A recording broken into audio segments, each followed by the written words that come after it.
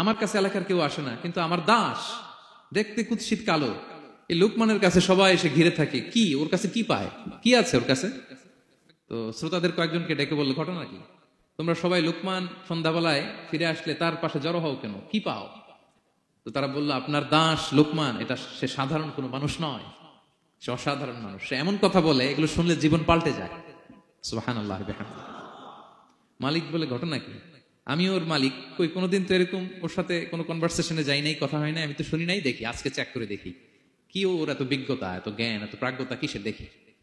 তো আজকে সন্ধ্যাবেলায় ফিরছে, উনি বলতেছে, ইয়া লোকমান ইযবাহ লানা শাতান, একটা ছাগল জবাই করো, ওয়া আখরিজ মিনহা আতিয়াবা মুদগাতাইন, এবার এই ছাগলের সবচেয়ে শ্রেষ্ঠ দুইটা অঙ্গ কেটে নিয়ে আসো, যাও।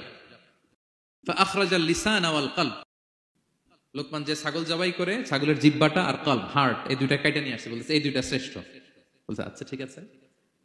মালিক আবার বললো, ওয়াযবাহ লানা শাতান উখরা ইয়া লোকমান, যাও আরেকটা জবাই করো, ওয়া আখরিজ মিনহা আখবাসা মুদগাতাইন, এবার সবচেয়ে নিকৃষ্ট দুইটা অঙ্গ ছাগলের কেটে নিয়ে আসো, যাও দেখি তো।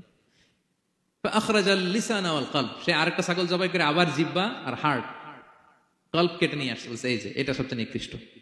তো মালিক বলে, মা হাযা ইয়া লোকমান, মা লাকা ইয়া লোকমান, ঘটনা কি লোকমান? শ্রেষ্ঠ দুটো অঙ্গ কাটতে বললাম, জিহ্বার কলিজা হৃদয় কেটে নিয়ে আসলাম, বললাম সবচেয়ে নিকৃষ্ট দুটো অঙ্গ কাটো, আবার জিহ্বার এটা কেটে নিয়ে আসলাম।